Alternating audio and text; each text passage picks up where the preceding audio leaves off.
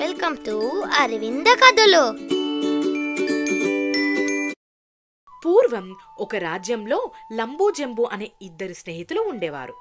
లంబూ ఏమో అదృష్టం మన జీవితాలను మారుస్తుంది అని నమ్మితే, జంబూ మాత్రం రాజుగారు మాత్రమే మన జీవితాన్ని నిర్ణయిస్తాడు అని నమ్మేవాడు. ఒకరోజు లంబూ జంబూ వారి గురువు దేవదత్తుడి దగ్గరికి వెళ్లి తమ మధ్య ఉన్న వివాదాన్ని పరిష్కరించమని అడుగుతారు.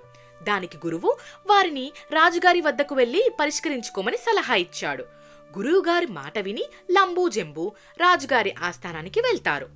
వారిద్దరూ రాజుకు జరిగిందంతా వివరించారు. రాజుకి జంబూ తన మీద నమ్మకం పెట్టుకున్నందుకు కొంత మనసులో ఆనందం కలిగింది. కాని రాజు కదా అలా బహిర్గతంగా తీర్మానం ఇవ్వకుండా వారిద్దరికీ ఒక పరీక్ష పెడతాను అంటాడు. అది విని లంబూ జంబూ ఆశ్చర్యపోతారు. ఇంతకీ ఆ పరీక్ష ఏంటంటే, రాజు జంబూకు ఒక బూడిద గుమ్మడికాయని ఇచ్చాడు. అలాగే లంబూకు కొన్ని లడ్డూలను కూడా ఇచ్చాడు. ఆ గుమ్మడికాయ లోపల అమూల్యమైన వజ్రాలు ఉన్నాయి. ఈ విషయం రాజుకు మాత్రమే తెలుసు. రాజ్యంలో ఈ విషయాన్ని ఎవ్వరికీ తెలియకుండా రాజు జాగ్రత్త పడ్డాడు. ఆ బహుమతులు రాజువారికి ఇస్తూ ఇలా చెప్తాడు: 1 నెల తర్వాత మీరిద్దరూ తిరిగి నా వద్దకు రండి. అప్పుడు ఎవరు నమ్మేది నిజమో నేను చెప్తాను అంటాడు. అప్పుడు వారిద్దరూ ఆ బహుమతులు తీసుకుని ఇంటికి వెళ్తుండగా దారిలో జంబూ లంబూని బహుమతులు మార్చుకుందాం అని అడుగుతాడు.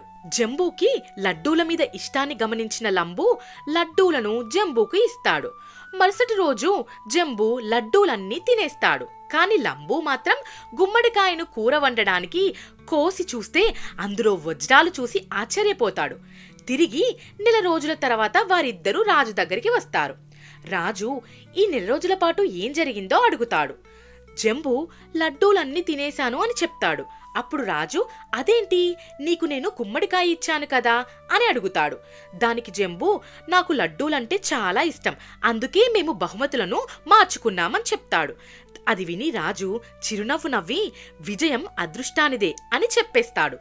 ప్రారంభంలో రాజు కూడా తన నిర్ణయంతోనే జీవితాలు మార్చవచ్చు అనుకున్నాడు.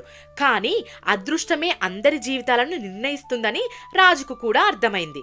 ప్రణాళికలు ఎంత వేసినా అదృష్టం ఎవరిని ఎప్పుడు వరిస్తుందో చెప్పడం కష్టం. లంబూ మరియు జంబూ రాజస్థానం నుండి బయటకు వెళ్తూ కొత్త గుణపాఠంతో పాటు జీవితాన్ని ముందుకు సాగించారు. అరే బాబు, సబ్స్క్రైబ్ చేయండి.